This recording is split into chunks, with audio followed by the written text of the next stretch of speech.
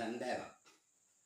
අද 2026 පෙබරවාරි මාසයේ 23 වන සඳා වෙලාව හරියට 3:40යි. අද උදේ මට වීඩියෝ එකක් පෙන්නුවා අපේ උපාලි නාකන්ද මහත්මයා. වෛද්‍ය සිලෝන් නාලිකාව සහ ට්‍රැවල් විත් වෛද්‍ය සිලෝන් නාලිකාව කරන උපාලි නාකන්ද මහත්මයා ආවද උදේ දායමාත් විතර මට හරි අමාරුයි. මගේ ඇස් වල ප්‍රෙෂර් ගාලා හරිම අමාරුත් හිටියේ නම කොහොම මාරේ ඒක බැලුවා. ජාතික රූපවාහිනිය විසින් දිහට පියවැසින් දකින ආකාරයට මේ සෙල්ලිපිය විග්‍රහ කරන්න උත්සාහ කරනවා. ඒ අනුව දැනට හඳුනාගත් අක්ෂර වලින් මේකේ පැහැදිලිවම ශගෂ කියන අකුරු තුන දකින්න හම්බ වෙනවා. ඒකෙන් අර්ථවත් වෙනවා සියොදිසාවන්ගෙන් පැමිණි භික්ෂූන්ට දශරජුගේ භාර්යාව විසින් කරපු පූජාවක් හැටියට තමයි මේක සලකන්න පුළුවන්.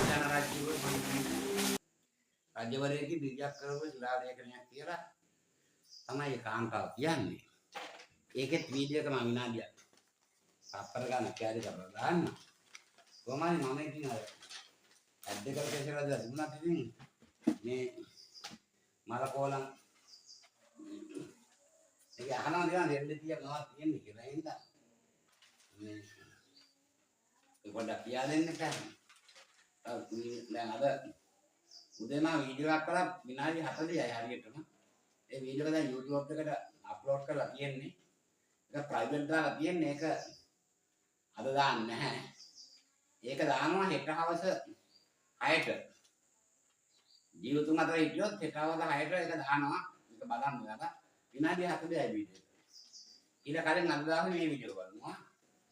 මේක ඇත්තම මම දැකලා නැහැ මේ අර තමයි දැක්කේ. මේ කියන විදිහට ලියන්න ඕනේ.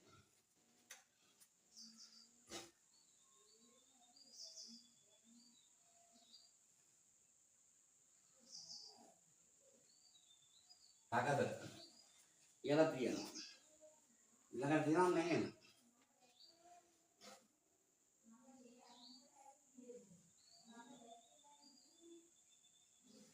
දිහට පියවැසින් දකින ආකාරයට මේ සෙල්ලිපිය විග්‍රහ කරන්න උත්සාහ කරනවා. ඒ අනුව දැනට හඳුනාගත් අක්ෂර වලින් මේකේ පැහැදිලිවම ශගෂ කියන අකුරු තුන දකින්න හම්බ වෙනවා.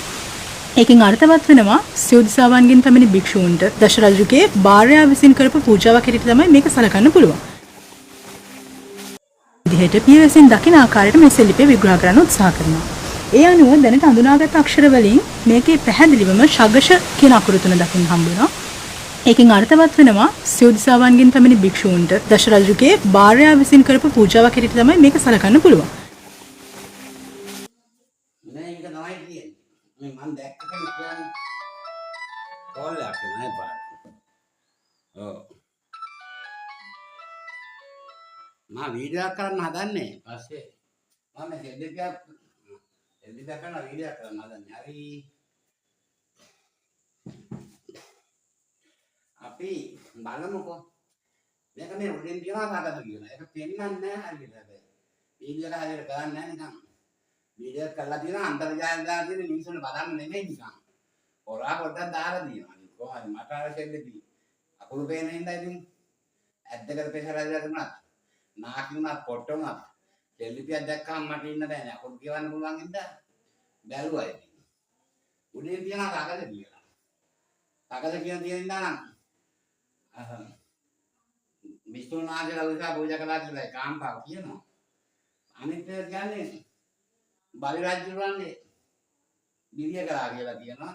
බලි රජුරන්ගේ කියනවා බති රජුරන් කියනවා. බති මොනවා කියන එක තේරෙන්නේ නැහැ. එතෙම ඒක නිකන්.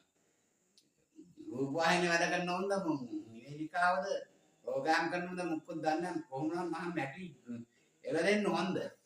හරියට කියවපන් ෆයිල් එකක් අතේ තියාගෙන ෆයිල් මිටියක් තියාගෙන කියවන්නේ. හරියට කියවන්නේ නැහැ. යන්නේ කාඩ් එක පිට වෙපන් අරන් ඩබල් බෑරල් අරන් යන්නේ යාල වනාන්තරයට. ඒ උලාර. අපිට සුද්දාය කීමට අපේ ලිපි අයින් කරපු පුච්චලයමයි. එතන ඉලාදී. මෙන්න අයින් තියෙන්නේ. දැන් මේ තියෙන්නේ. දැන් මේ අකුර බයන්න. මේක මෙතෙන්ට ගන්න නම් එක දෙයන්න වෙනවා. දැන් උඩට දාලා මේක දාන්න එක දියන්න වෙනවා. ඒක අපි දියන්න දියමු මේක. දියන්න දියමුකෝ එතකොට මේ අකුර දියන්නනේ. බිපි. මේ අකුර හරියට තේන්නේ නැහැ. මේකෙන් මැද ඉර තියෙන්න ඕනේ. ඒක මම හිතන්නේ කුඹල්ලු වලේ බැලලා මොනවා හරි ඉඳලා මේක හරියට තේන්නේ නැහැ. ඒ නිසා මේක මැදින් යයන්න ගන්නුනේ. ඉර දැම්මොත් එක යයන්න වෙන්න ඕනේ. හරි. මොකද මේක මෙතෙන් ඉර තිබුණා නම් හයන්නට ගන්න පුළුවන් නැත්නම් පයන්නට ගන්න පුළුවන් කුස්සුනා නම් කොහොම හරි දැන් මේ අතර තියෙනවා කියන්නේ මේක තියෙන්නේ අනිත් පැත්තට කියලා. මේ තියෙන්නේ මේ පැත්තට. එතකොට මේ පිළිගන්නේ මේකද ගැලපෙනවා. මොකද අනිත් පිළ දාන පැත්ත නෙමෙයි. නැත්නම් මේකේ පිළ දාන්න මේ පැත්තට නම. දැන් මේකේ දාන්න මේ පැත්තට. අපු පිළ දාන එක මාරු කරලා දාලා තියෙන්නේ. කොහොම හරි ඔන්න කොහොම හරි යයන්න කියන ඉඳලා යෝනිය කියලා කියන්න පුළුවන්. යයන්න තිබුණා යෝනිය කාන්තාව. එතකොට මේක කියවෙන්නේ බිපියා බියන්න කියන්නේ යයන්න බිපියා දැන් ඒක යයන්න නෙවෙයි මම මෙහෙම ඉර දාලා යයන්න කරනවා දාන්නත් යෝනිය ඔපරේෂන් කරන ගෑනේ දැන් පිළිමින්ම ගෑනු කරන්නේ ඒ හින්දා අපි නිකන් යන්තම් ඡායා තිබුණා නම් ඉර දැම්ම ගමන් යයන්න වෙනවනේ බිපියා ටි ෂ බප යා ඒ කියන්නේ බිපියා කියන කෙනයි කිස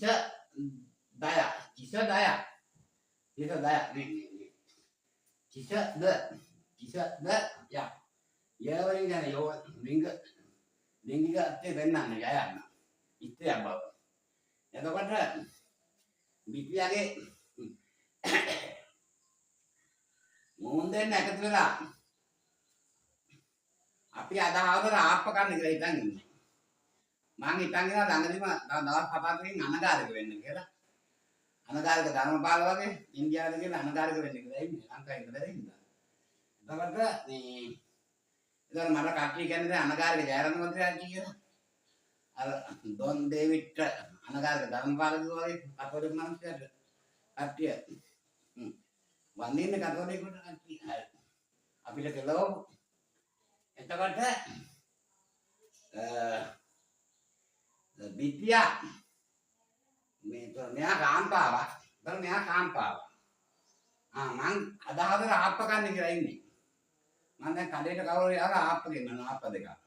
ඒතර ආප්ප දෙක දෙන්න එකට ඇතුවම ආප්ප ගන්න පුළුවන් නැති ලොලික් දාලා. ඒතර මේ කාන්තාව දෙන්නේ එකතු වෙලා මහා සංඝයා වෙන පූජා කළාද? මේ කවුද? මේ මොකද දන්නේ? මම පැහැදිලිව කියවන්න. ඒ කියන්නේ යාල වනෝද්‍යානය සුද්දොත් එක්ක එකතු වෙලා අපිට අහිමි කරපු බුද්ධ මෙතන ඉඳලා තියෙනවා. ටික දාලා මිනිහාගේ නම ඉංග්‍රීසියෙන් කියලා තියෙනවා. මේක ෂල්ල break break break break break break break break break break break ඒකලොක් ගමන් අපි ඒගොල්ලෝ ගහුවා බ්‍රේක් පාරක්. බ්‍රේක් ගහලා අපිට යාල වනාන්තරේ නැති කරලා ශිලාලේඛන ටික අහිමි කළා බ්‍රේක් ගහලා. ඒතකොට මේ ශිලාලේඛන තමයි අර කතා කරන්නේ. එතකොට මේ අකුර හරිනම් මෙහෙම වෙන්න ඕන. මේ විදිහට. මෙහෙම ගිහින් මෙහෙම වෙන්න ඕන. දැන් මේ අකුර කියන්න මෙහෙම වෙන්න ඕන. හරි. කොහොමද අපි අකුර තියෙන්නේ කීයද? අකුර 7යි. අකුර 7යි මෙතන සාකච්ඡා කියන අකුරු තුන අකුරු 10යි. ගණන් කරලා බලමු. 1 2 3 4 5 6 7 8 9 අකුරු 10යි. හරි. මම නැකුවා. මේ යාර වනාන්තරේ තියෙන්නේ. දන්නවද? උපයනා කරනවා කියලා නේද කියලා කිව්වා. යාරියන්නේ. යාරෙද බලන්න නෑ යා මේක ඉන්න කාලේ. එතකොට බිපියා. දැන් මේක හොයන්න ඕගොල්ලෝ. මේක බිපියාද දැන් අකුර තියෙන්නේ මෙහෙමනේ. මට පේන විදිහට මෙච්චරයි තියෙන්නේ. මේ අකුර ඕන්නම් අපිට මේක මෙහෙම දික් කරන්න පුළුවන්. මෙහෙම කරනවා. එතකොට මේ පැත්තට ඉර දැම්මොත් හයන්න වෙනවා. නයන්න. මේ පැත්තට ලිව්වොත් නයන්න අර පැත්තට ලිව්වොත් හයන්න. එක පෙරලනවා මේ පැත්තට. මේක දැන් මෙතන දැන් මේක තියෙන්නේ මෙහෙමනේ.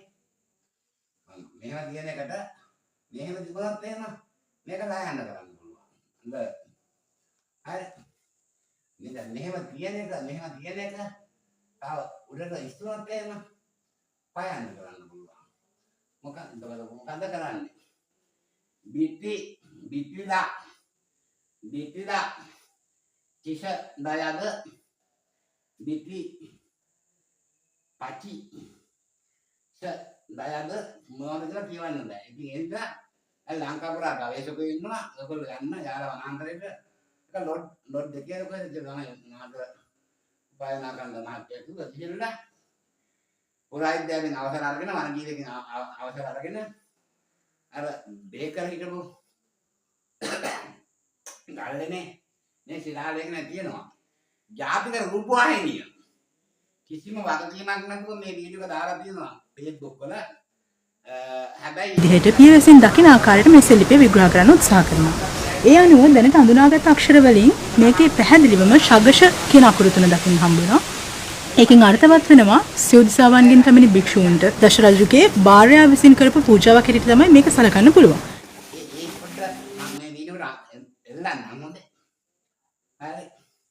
කොමාරි ලංකාවේ ඉන්න මම මට කියන්න දෙන්නේ ඔන්න දැම්ම.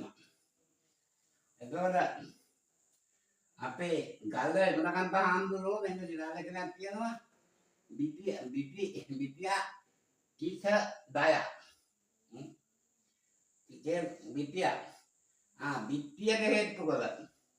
බිත්තියට හේතු කර කිස දය. මං හිතන්නේ මුන් දෙන්නනේ ගෑනු දෙන්න එකේ බිත්තියට හේතුලා හිටියා. අනිත් පැත්තට හිටියා. ඩයිනම තියෙන දෙයක් බුද්ධ කාලේ කලින් නම් තියෙන දෙයක් නේ ආප්ප කතන්දරේ. මම දන්නේ දැන් නම් ඔය රටේ නායකත් ආප්ප කතන්දර කියනවා. කේකා ගහනවා. ඒ කවුද රටේ නායකෙක් කිච්ච ගම මට කෝල් එකක් දාලා කිව්වා පටලැවි මහත්තයා ආප්ප කතකාරයෙක් කියලා. කිව්වයි මම දන්නේ. දැන් මේ තමයි ඒ කාලේ ආප්ප කත තිබුණා ආරංචියක් තියෙනවා. කොහොම හරි අපේ ලංකාවේ ඔන්න පැත්තේ ඉඳපු කට්ටිය ගමන් දිගලා ආප්ප කත දෙනවා කියලා ආරංචියක් තියෙනවා. ඕවා වැඩක් නැහැ. කොහොමද මේ වීඩියෝ එක මම හරි කියන්නේ දැන් අකුරු දාන්න. ඔයගොල්ලෝ යන්න යාලා වනාන්තරයට. ඒ ගිහලා ඊට පස්සේ යන්න තියෙන දෙකුන්දරවට. බම්මන්න මිස්සකුට. බ්‍රහ්මණ මිස්සකේ මහා පර්වතය ගොතම සමන කියන භගවතර පූජා කරලා තියෙනවා. ශිලාලේඛනයක් තියෙනවා. භගවත ලෙනි. භගවා ලෙන ගල්ලා එවනකන් තියාව අපිට සිද්ධාරුවා වෙන්නවා. ඒක මාරුවා. කොහොමයි මට ඉතින් මොකද කියන්නේ නැහැ මගේ මිත්‍රයනේ. අප්පා පුතා. මිත්‍ර. අන්තිමට මේ වෙච්ච වැඩේ තමයි අන්තිමට එන්නේ ගල්ලා ඉවර ගන්න කියලා. දැන් ඔයාලට වෙනවා මට වෙච්ච වැඩේ දැන් මොකක්ද කියලා. එහෙමයි. ගල්ලා ඉවර ගන්න තියාම ඉවර ගලවගෙන යන්න වේද මම දන්නේ. මම නම් ගන්න නැහැ ඉතින්. කොල්ලෝ ගහනවා ගෑයිලා හොගාලා මම නම් ගහන්නේ නැහැ. මම කතා කරන්නේ අපේ හිතවත් මා මිත්‍ර රාජකීය පඬිත ගෞරවාර්ථ සාත්‍ර වේදී සාත්‍රපති රාජකීය පඬිත ත්‍රිපිටක විශාරද නම කියන්නට අවසරයි. ගල්වැල් එමනකන් මහා නාහිමියෝ දෙල්ලිපු ගන්නවා ඉගෙන ගන්න. ඒවා ඉගෙනගෙන යන්න. ඒකවල ආර්ථික දාසෙන් අපිට IMF ණය වාර 6 හම්බ වෙනවා.